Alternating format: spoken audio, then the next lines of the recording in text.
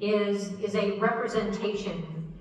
And that is, even though that term is not in the Bible, we see that it shows divine protection and leadership. It's the cloud of the cloud was God's direction. It symbolized his presence. It was located above the ark, and there was Shekinah in the temple. And so we see that what happens in one temple does happen in them all. We are to be just as reverent against this temple as in the temples of the Old Testament. That we are to give free will offerings just like in the Old Testament. That we are to die daily to Christ. That we are to put ourselves on that altar of sacrifice. That we are to be baptized. That each and every morning we are to rededicate our life to God again. He wants that Shekinah glory to shine in us today. That's what he wants to do in us. So when it says, thy way, O God, is in the sanctuary, you see, it shows right from, it doesn't show up here. Okay. You can see, you enter in from the east, and then you see, it's the way. You see, it's the way. Amen. And so we see that even Jesus is taking the way.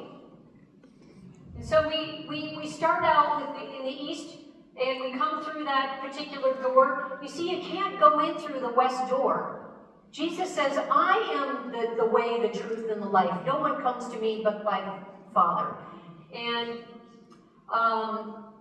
you can't climb over the sheepfold there. So you start off with that burnt offering, and then you go to the laver, and Jesus washes us.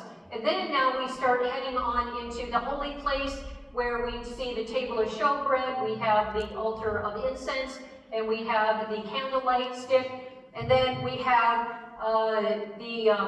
that curtain that was rent in two, that now represents that we can go into that. We don't have to now go into a priest and ask for forgiveness. We don't have to give a lamb anymore, because our lamb is now, since 1844, is in the Holy of Holy Places. And that's where the Ark of the Covenant is. And so you see, there's a specific direction. We don't go back and forth.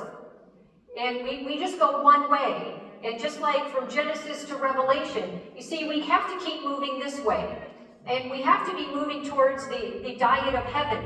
Because when we go back here and try to still justify why I'm still eating clean meat, you see, that's just way back here in Leviticus 11.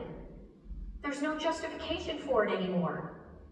And any meat that we get in the grocery store anyway, unless it is kosher, we are already in sin. Because we are told that we should not eat the fat or blood of an animal. And the fat and blood is in every animal in the grocery store, unless it's kosher. So we're already in sin. But we're going to talk more about this diet that God is trying to bring his people to, and it is the diet of the new heaven and earth. He's trying to bring us right back to the original, the Garden of Eden diet. So we see that there's a way, and it's only one way, and we keep